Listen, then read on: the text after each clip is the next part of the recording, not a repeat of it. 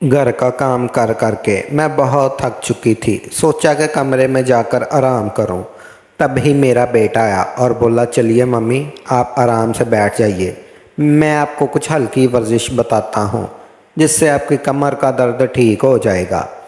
मैंने उसे मना करते हुए कहा, नहीं रहने दो बेटा, मैं खुद देख लूँगी।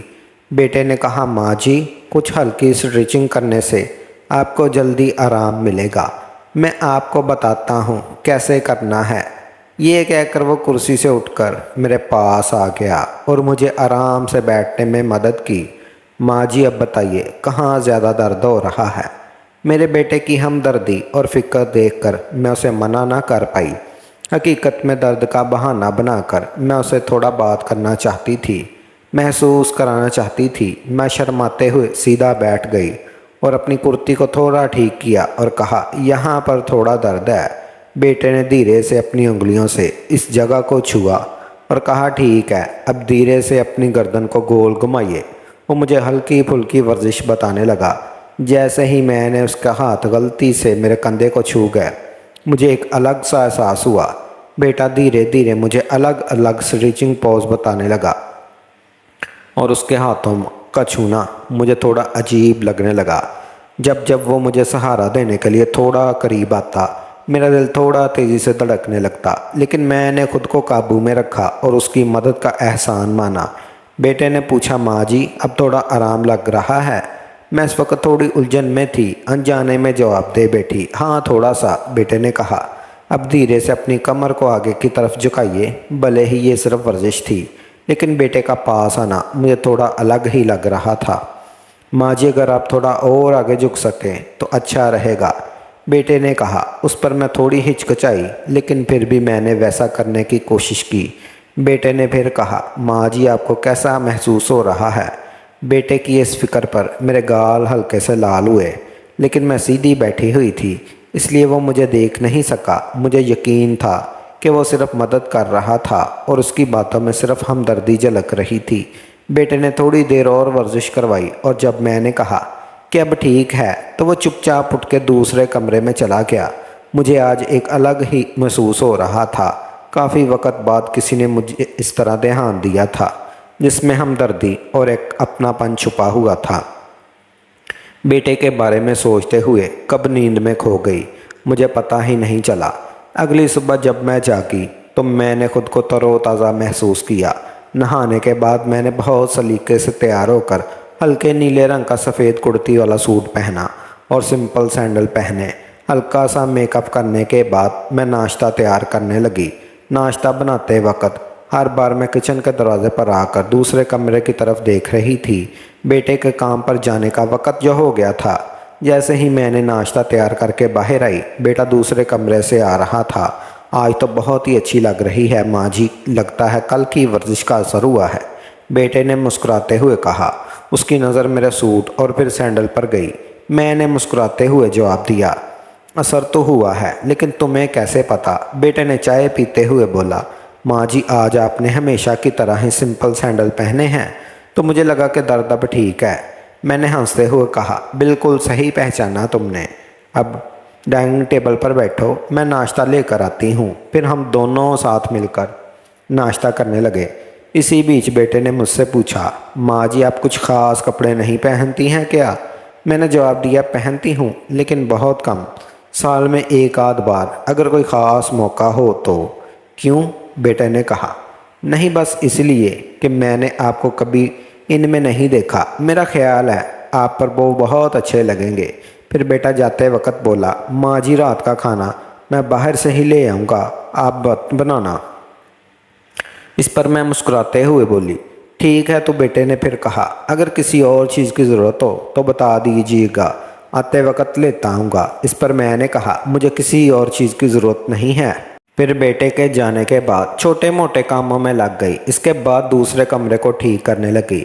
उसी दौरान मुझे उसके बिस्तर के नीचे कुछ कपड़ा पड़ा हुआ नजर आया, तो मैंने नीचे झुककर उसे बाहर निकाला तो मेरी आंखें हैरानी के मारे थोड़ी फैल गई। वो हल्के नीले रंग का कपड़ा था, जो शायद वही था। मैंने उसे ध्यान से देखा और समझ गई कि किसी की निजी चीज़ हो सकती है जो गलती से यहाँ रह गई। मैंने फ़ौरन कपड़े को एक तरफ रख दिया और कमरे की सफाई करने लगी। इसी बीच मुझे कुछ दिन पहले की बात याद आई, जब बेटे के दोस्त इसी कमरे में थे। मुझे लगा यहाँ कपड़ा शायद उनमें से किसी का होगा। मैंने कपड़े को उठाकर देखा तो उस पर कुछ हल्के से निशान नज़र आए। मुझे समझते देर नहीं लगी कि वह निशान कैसे हैं। इस ख्याल से मैं थोड़ी देर के लिए खो गई। तभी अचानक बाहर दरवाजे पर दस्तक हुई तो मैंने उस कपड़े को वापस बिस्तर के नीचे रख दिया और बाहर आकर दरवाजे की तरफ देखा। मैंने देखा कि पड़ोस में रहने वाली काजल खड़ी थी। अरे काजल भाभी, आप? मैं अभी आती हूँ, मैंने कहा और जल्दी से बेटे का कमरा बंद किया और नीचे आकर दरवाज़ा खोला। काजल जो पड़ोस में रहती थी, काजल अक्सर दोपहर में मेरे घर आती थी या मुझे अपने घर बुला लेती थी और हम दोनों इधर उधर की बातें करती थी। उस दिन भी हम दोनों गली मोहल्ले की ढेर सारी बातें कर रही थी। काजल के जाने के बाद मैंने एक बार फिर से नहाने का मन बनाया। सुबह बेटे ने कपड़ों का जिक्र किया था, इसलिए नहा कर मैंने हरे रंग का सूट पहन लिया और साथ में वाइट रंग के कम हील वाले सैंडल भी पहने। बेटे के आने का वक़्त भी हुआ चला था और शाम के 5 ही बजे मैंने दरवाज़ा खोला तो बेटा मुझे बड़े ध्यान से देखने लगा और उसे अपनी तरफ से इस तरह ध्यान से देखता हुआ देखकर मैं मुस्कुराती हुई हल्की सी बोली, ऐसे क्या देख रहे हो बेटा? मुस्कुराते हुए बोला, वाकई माँ जी, आज आप इस सूट में बहुत अच्छी लग रही हैं। वो अंदर आ गया और वो साथ रात का खाना भी लाया था। मैं रात का खाना लाया हूँ, आपसे गर्म कर लेना और ऊपर जा रहा हूँ फ्रेश होने के लिए। आप एक गिलास शरबत बना देंगी प्लीज़? मैंने उसकी तरफ मुस्कुराते हुए देखा और कहा, हाँ क्यों नहीं। उसके बाद बेटा ऊपर चला गया और फ्रेश होकर जब नीचे आया तो उसने शर्ट और शूज़ पहने हुए थे। मैंने शरबत बनाया और उसे दूसरे कमरे में ले आई और मैंने वहाँ पर कूलर लगा दिया। बेटा कमरे में आकर सामने वाली कुर्सी पर बैठ गया और मैं भी बैठ के पैर नीचे लटका कर बैठ गई। हम दोनों ने इधर उधर की बातें की। उसी दौरान बेटे ने मुझसे पूछा, माँ जी अब आपकी कमर का दर्द कैसा है? मैं मुस्कुराते हुए बोली, अरे अब तो बिल्कुल ठीक है। कल तुमने जो हल्की वर्जिश करवाई थी उसे आराम मिला। बेटे ने अपना शरबत का गिलास साइड टेबल पर रखते हुए कहा, माँ जी आप आराम से बैठ जाइए, मैं आपको कुछ और हल्के वर्जिश बताता हूँ जिससे आपको और भी आराम मिलेगा। मैंने मना करते हुए कहा, नहीं बेटा अब मैं ठीक हूँ। लेकिन बेटे ने कहा, माँ आप मेरे लिए हमेशा इतना करती हैं, क्या मैं आपके लिए इतना भी नहीं कर सकता? चलिए बैठ जाइए। मैंने उसकी बात को टाल ना सकी और ख़ाली गिलास टेबल पर रखते हुए बोली, अच्छा बाबा तुम मानते नहीं, बैठती हूँ, पहले ये सैंडल तो उतार दूँ। मैंने कहा, सैंडल उतारने की कोई ज़रूरत नहीं माँ जी, ये सैंडल आपके पैरों को और भी खूबसूरत दिखा रहे हैं, आप ऐसे ही बैठी रहिए। बेटे ने थोड़ी सादगी से कहा। मुझे इसकी बात पर हंसी आ गई और मैं इसकी बात मानकर कुर्सी पर बैठ गई। मैंने सूट पहना हुआ था इसलिए मेरी कमर बेटे की नज़रों के सामने थी। बेटे ने मुझे कुछ और हल्के स्ट्रेचिंग पॉज बताए। मैंने बेटे से पूछा, एक बात तो बताओ, तुम्हें मेरे ये सैंडल बहुत पसंद है ना? बेटा थोड़ा मुस्कुराते हुए बोला, जी माँ जी आप बिल्कुल सही कह रही हैं, आपको अजीब लगेगा लेकिन मुझे औरतों के पैरों में सिंपल सैंडल अच्छे लगते हैं और आप तो हमेशा वही पहनती हैं। मैं मुस्कुराते हुए बोली, अरे इसमें शर्माने वाली क्या बात है और मुझे कुछ अजीब नहीं लगता, मैं तो तेरी फीलिंग को समझती हूँ। बेटे की बताई हुई वर्जिश से मुझे थोड़ा आराम मिल रहा था। बेटा धीरे धीरे मुझे और भी हल्के स्ट्रेचिंग बताने लगा। मेरे अच्छे मूड को देखते हुए बेटे ने भी थोड़ी सादगी दिखाते हुए कहा, माँ जी आपके पेट बहुत सीधी है, अगर आप चाहें तो थोड़ा सा आगे झुक सकती हैं, इससे और आराम मिलेगा। मैं थोड़ा मुस्कुराते हुए वैसा करने की कोशिश की। मुझे पिछली बार की वर्जिश से थोड़ा सुकून मिला था इसलिए मैंने ज़्यादा इनकार नहीं किया। जैसे ही मैं थोड़ा आगे झुकी बेटे ने मुझे सहारा दिया ताकि मैं अपना बैलेंस बनाए रख सकूं।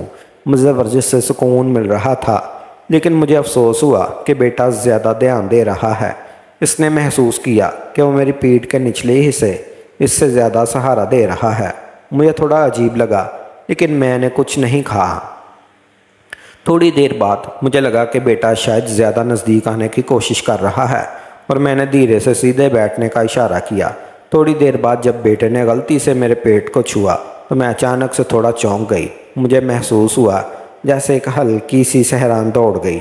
मैंने फ़ौरन बेटे का हाथ पकड़कर धीरे से दूर कर दिया और बोली, बेटा बस कर दो, अब ठीक लग रहा है। मैं फ़ौरन उसे थोड़ा दूर हट कर बैठ गई। मैं थोड़ी हैरान थी और बेटा भी थोड़ा गैर फितरी महसूस कर रहा था। उसकी हरकत थोड़ी अजीब लगी और मैं आराम से उठकर खड़ी हो गई। जैसे ही मैं खड़ी हुई मेरा पजामा थोड़ा ढीला हो गया, जिससे मैं थोड़ा शर्मा गई। मैंने फ़ौरन ही खुद को संभालने की कोशिश की और तेज़ी से नीचे की तरफ झुककर अपने पजामे को ठीक करने लगी। अभी मुझे समझ नहीं आ रहा था कि इस वक्त मैं क्या करूं, क्योंकि मुझे थोड़ी शर्मिंदगी हो रही थी। मैंने खुद को सुकून देने की कोशिश की और बेटा भी थोड़ा पीछे हट गया।